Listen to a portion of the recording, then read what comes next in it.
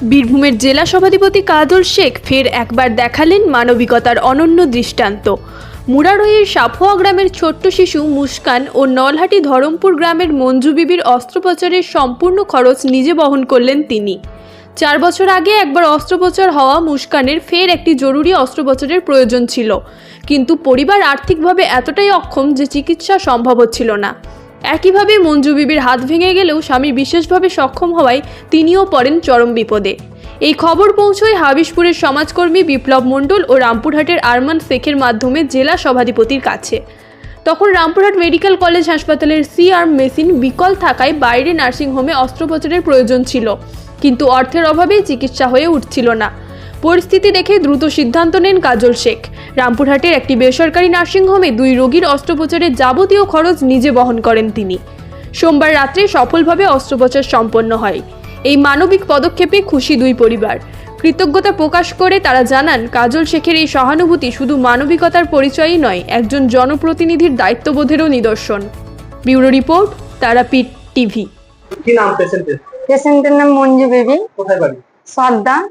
কি হয়েছিল? ওই হাতটা ভেঙে গেছে, হাতটা পড়ে গেছিল তো বটির মাঠটা, এই বটিটা পড়ে যে আর হাতে লেগেছে, কেটে গেছে, নিয়ে আর শিরাটা কেটে গেছে। নিয়ে এবার ডাক্তার দেখাতে গেছিলাম, তা ডাক্তার এখন বলছে 30,000 টাকা লাগবে, অপারেশন করতে পারছে না।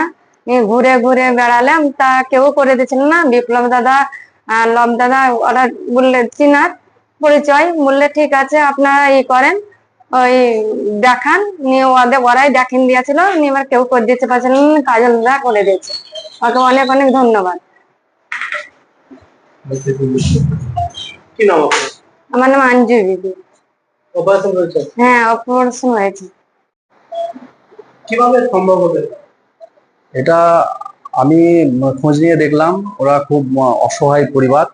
ওর বাড়িতে যে গার্জেন আছে সে অসুস্থ, কাজকর্ম করতে পারে না।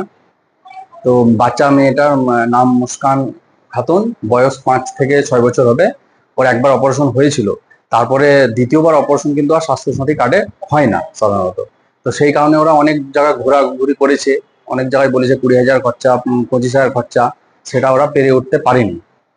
কোনোরকম ভাবে আমার সঙ্গে ওরা যোগাযোগ করে যে দাদা একটু ব্যবস্থা করে দিন, আমাদের সভাধিপতি সাহেব কাজলদাকে বলে যেন অপারেশনটা করে দেয়। তারপরে আমি দাদার সঙ্গে কথা বলি, দাদা এরকম সত্যি খুব মানে অসহায় পরিবার, যদি এটা করে দিতে পারেন তাহলে খুব ভালো হয়। দাদা সঙ্গে সঙ্গে বললো যে হ্যাঁ, ভালোভাবে খবর নিয়ে দেখো, যদি অসহায় পরিবার হয় তাহলে এটা আমি করে দেবো। যা করতে হবে, কোথায় কি করতে হবে ভালোভাবে খবর নিয়ে দেখো, এটা যাই করতে হবে আমি করে দেবো। দিয়ে তারপরে দাদা বললো রামপুরহাটে একটা ভালো অর্থোপেডিক ডাক্তারকে দেখিয়ে অপারেশনটা করে দেবো। যে দাদার পরামর্শে দাদা সম্পূর্ণটা বহন করলো, দাদার পরামর্শে অপারেশনটাও হয়ে গেল। ওনারা খুব খুশি এখন যে দাদা এত বড় ওদেরকে সাহায্যের হাত বাড়িয়ে দিল। ওনারা খুব খুশি পরিবার। ডাক্তারের নাম রজত কুমার।